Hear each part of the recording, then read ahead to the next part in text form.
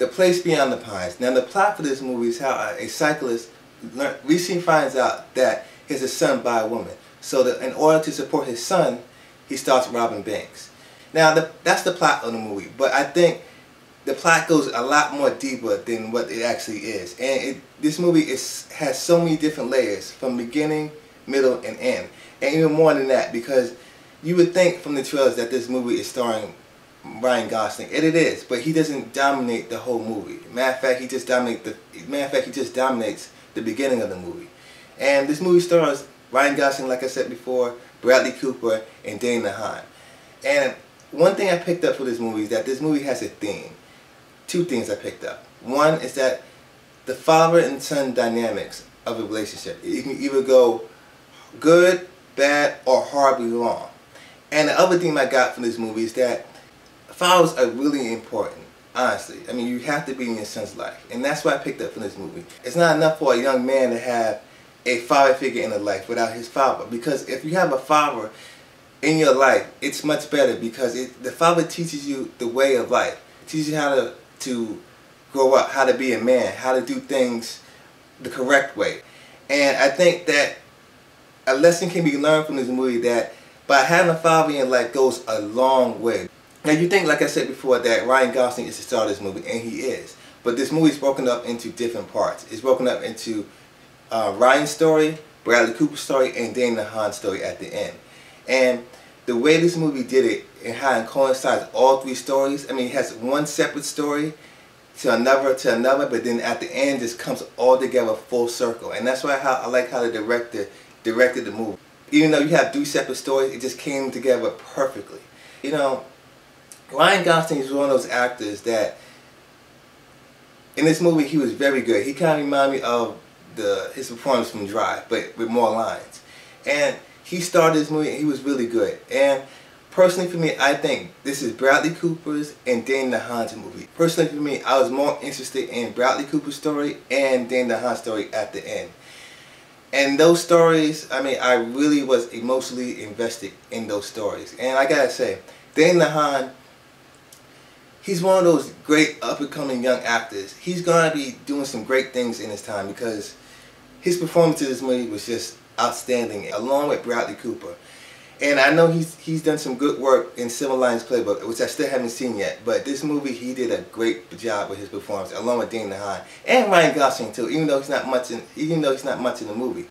But this whole movie, I thoroughly enjoyed. Now the only problem I really had with the movie is the fact that it took a while for me to get interested in the story. Maybe that's just my personal taste of it. I feel that the story didn't pick up for me, at least until I saw Bradley Cooper got involved in the story. But other than that, this movie is the best movie I've seen so far. Now after the movie, I got a chance to have a Q&A session with the director who came after the movie. He talked about how he casted some of the actors, why he picked the title, where the title came from. It's just a great overall movie experience. Now I'm not saying that this is the best movie of all time. No, I'm not saying that. But this is one of my favorite and best movie experiences I ever had because honestly, this is my first time I actually saw an actual director for a movie that I liked. Place Beyond the Pines is the best movie I've seen so far this year. Because we had a little lackluster movies this year and it hasn't been good. So honestly, now like I said before, the problem was it was a little slow at the beginning, but I still give it a strong, solid 4 out of 5 stars. A very good movie that's very emotionally entertaining and very story oriented. So like I said before, I got a chance to meet the director. He talked about how he casted some of the actors in the movie. So here's a little excerpt in that. So sorry about the picture quality, but you still can hear the audio, so enjoy. Dane DeHaan, who plays Jason, my casting director thought he would make a good AJ, Bradley Cooper's kid. But Dane read that script and said he didn't like AJ, that he felt more in line with Jason, so he put himself on tape as Jason and sent it to us. And my casting director said, there's this really great actor, but he doesn't want to be the role that I think he should be. And I said, well, he's kind of arrogant, don't you think? And she was like, yes, extremely. And I said, yeah, well, let's just forget about him and let's find a team player who wants to make our movie, you know? So I was like, put him on the back burner. Finally caved in, and I said, let me take a look at that tape. And I looked at the tape, and it was the guy. It was Jason. And I called him up on the phone and basically said, look, I will believe in anything that you say or do because I was wrong and you were right. You know, so would you come please be in the movie?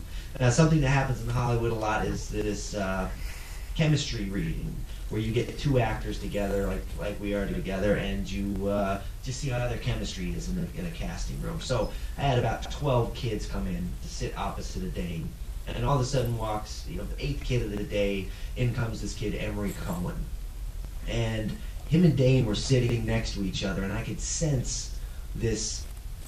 They were like two young wolves, that were kind of sizing each other up, two alphas, and it was tense in the room. And so I said, okay, let me throw an icebreaker question to you guys out. I said, who's your favorite actor? And Emery says, no question, Marlon Brando. And then Dane says, well, I always liked James Dean. And then they proceeded to argue for 15 minutes about who was better, Marlon Brando or James Dean. And I just sat back and said, this is exactly the dynamic that I need in the film. That's it. So in another video, I'll put the entire Q&A session with the director. So guys, thank you for watching my video. And if you like this video, please rate, comment, subscribe. And until next time, we'll be Nation.